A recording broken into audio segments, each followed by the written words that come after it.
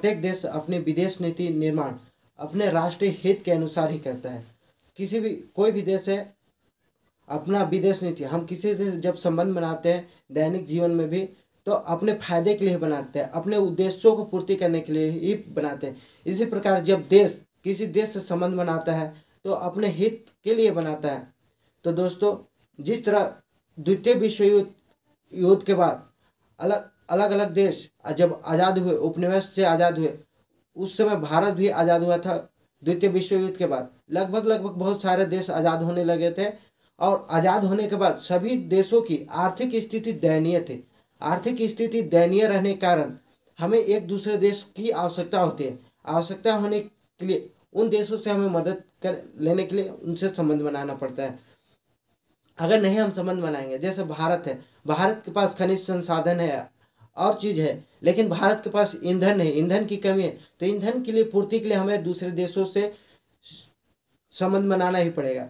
इसी तरह द्वितीय विश्व युद्ध के बाद विश्व दो गुटों में बट गया था।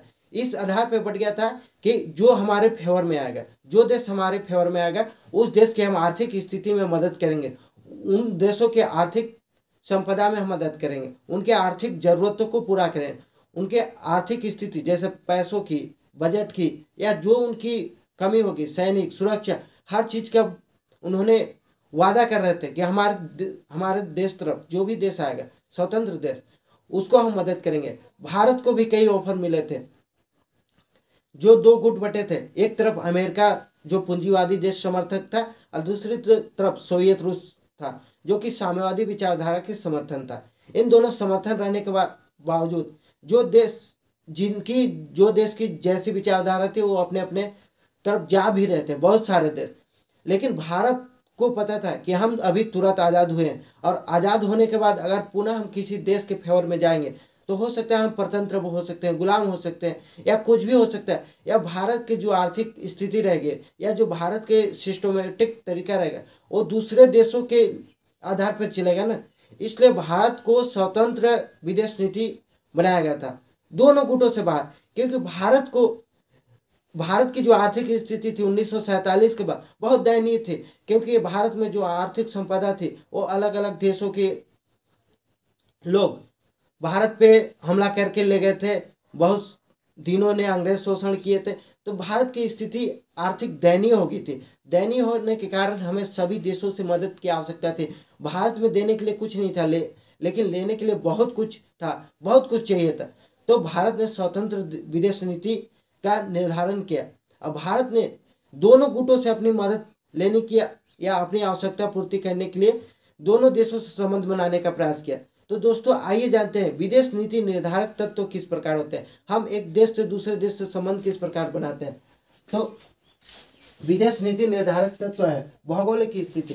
किसी भी देश को विदेश नीति बनाने के लिए भौगोलिक स्थिति महत्वपूर्ण होती है और यह स्थिति परिवर्तनशील नहीं होती है। भौगोलिक स्थिति जो रहती है वो निश्चित रहती है, ये कभी परिवर्तन नहीं होता। जैसे भारत के अगर क्षेत्र में देखें तो भारत एक प्रायद्वीपीय देश है, जो भारत समुद्र की ओर से घिरा हुआ है, कहीं भूमि से घिरा हुआ है, मतलब भारत के जो बॉर्डर सीमा है कहीं भूमि है कहीं समुद्र है। तो हमें देश की सैनिक व्यवस्था जो होती है वो तीनों प्रकार से खर्च होती है, वायु सेना, जल सेना, थल सेना। और अगर नेपाल के दृष्टि से देखें तो नेपाल में सिर्फ थल सेना की आवश्यकता होती है, जल सेना की तो आवश्यकता होती नहीं। और दूसरी नंबर, भारत के आज़ाद होने के बाद कट्टर दुश्मन दो हो गए थे, एक तो पाकिस्तान, एक तो चीन। पाकिस्तान बार बार बॉर्डर पे हमला किया जा रहा था सीमा निर्धारण के लिए।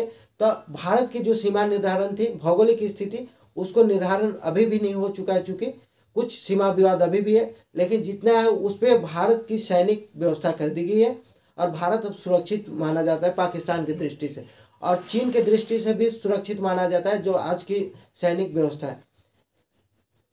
और भौगोलिक स्थिति में जल सेना भी महत्वपूर्ण होती है। भारत में थल सेना भी जो है वो बहुत विभिन्न प्रकार के, बहुत सारी नई तकनीकी का उसमें लाया गया है। तो दोस्तों, आइए जानते हैं दूसरा, जनसंख्या। दोस्तों, अगर विश्व में जनसंख्या की दृष्टि से अगर हम देश को देखें तो भारत और चीन ये सब पहले स्थान पर आते हैं, लेकिन जनसंख्या की स्थिति में विश्व शक्ति नहीं मानी जा सकती है, क्योंकि जनसंख्या को संख्यात्मक दृष्टि से नहीं, गुणात्मक दृष्टि से देखा जाता है।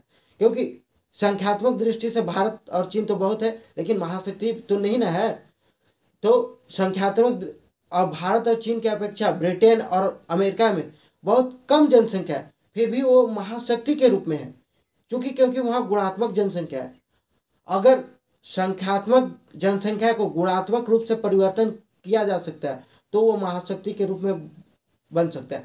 जैसे भारत देश में जितने भी जनसंख्या है, अगर सभी लोगों को शिक्षित कर दिया जाए, और आज भारत में प्रयास भी किया जा रहा है, और नए नए तकनीकी के आविष्कार किया जाए, तो भारत भी महाशक्ति के रूप में बन सकता है। प्राकृतिक संपदा दोस्तों, प्राकृतिक संपदा ऐसी संपदा है जो हमें भूमि का प्राप्ति होती है, निःशुल्क प्राप्ति होती है, लेकिन ये प्राकृतिक संपदा स्थिर नहीं होती, ये परिवर्तनशील होती है। प्राकृतिक संपदा दोहन के पश्चात खत्म भी हो सकता है। जैसे भारत में लो अयस्क या बहुत सारे अयस्क जो है प्राप्त होते थे, लेकिन दोहन के बाद बहुत सारे संसाधन खत्म हो गए और इसमें परिवर्तन हो सकता है। सैनिक बल, द्वितीय विश्व युद्ध के बाद जितने भी सारे देश आज़ाद हुए थे, जैसे अमेरिका, सोवियत रूस, इन्होंने सैनिक बल को बढ़ाने का प्रयास किया। तकनीकी सैनिक, जैसे आधुनिक हथियार, नए नए प्रकार के टेक्नोलॉजी, परमाणु बम का आविष्कार, और जिन देश के पास परमाणु शक्ति रहती है वो महाशक्ति के रूप में माना जाता है, क्योंकि उसका कोई तोड़ नहीं है, और जिस देश पर वो हमला कर दिया जाए वह देश खत्म हो सकता है। क्योंकि अमेरिका फर्स्ट बार जब परमाणु बम बनाया था तो जापान के 2 शहर में, नागासाकी एवं हिरोशिमा पे 2 बड़े बड़े शहर थे और सेकेंडों में खैर हो चुके थे। तो उसका परिणाम लोगों ने देख चुका है, और इस महाशक्ति के अनुसार अमेरिका और रूस से डरते भी हैं, क्योंकि उनके पास द्वितीय विश्व युद्ध के बाद उनके पास परमाणु शक्ति हो गई थी, और कितने देश उनके परमाणु शक्ति और सैनिक बल के कारण ही उनके गुटों में शामिल हो रहे थे। लेकिन भारत नहीं शामिल हुआ, या बहुत सारे ऐसे देश हैं जो शामिल नहीं हुए, वो नहीं डरे। विचारधारा दोस्तों, हम द्वितीय विश्व युद्ध के बाद देख सकते हैं कि विचारधारा 2 विचारधारा थी, एक तो पूंजीवादी विचारधारा, एक साम्यवादी विचारधारा। लेकिन जब तीसरा गुट के रूप में भारत आया तो भारत का भी एक विचारधारा था, विश्व शांति का, क्योंकि विचारधारा के अनुसार ही ना हम देशों को अपने फेवर में ला सकते हैं। जिसका अच्छा विचारधारा हो, जिसको सर्वमान्य हो, तो उस विचारधारा को मान्यता प्राप्त होती है। नीति निर्माता, जिस देश के नीति निर्माता बहुत अच्छा माने जाते हैं उस देश को विश्व महाशक्ति के रूप में माना जाता है, जिसकी नीति जितनी अच्छी होती है। नियम, राष्ट्रीय हित दोस्तों, जितने भी विदेश नीति निर्धारक तत्व है इसमें राष्ट्रीय हित महत्वपूर्ण है। कोई भी देश किसी देश से संबंध बनाता है तो अपनी आवश्यकता को पूर्ति के लिए बनाता है, अपने राष्ट्रीय हित को देखकर बनाता है। अगर अपने राष्ट्रीय हित के फेवर में नहीं बनाएगा तो दूसरे देश या अपने देश के पहले प्रथम गुण देखता है राष्ट्रीय हित, क्योंकि प्रथम गुण ही राष्ट्रीय हित। अपने राष्ट्रीय हित की सुरक्षा दृष्टि देखता है, अपने देश की आर्थिक स्थिति देखता है कि हम जिस देश से मदद लेने की या संबंध बना रहे हैं उससे हमें राष्ट्रीय हित जैसे सुरक्षा मिल रहा है कि नहीं, आर्थिक स्थिति में आर्थिक संसाधन की आवश्यकता जो हमारी कमी है उसकी पूर्ति हो रही है कि नहीं। आई होप दोस्तों पूरे विदेश नीति को समझ गए होंगे। नेक्स्ट वीडियो में हम विदेश नीति को ही बताएंगे। विदेश नीति के तत्व है, निर्धारक तत्व। नेक्स्ट वीडियो में विदेश नीति और विदेश नीति के विशेषता को हम चर्चा करेंगे। तो थैंक यू दोस्तों, मिलते हैं नेक्स्ट वीडियो में।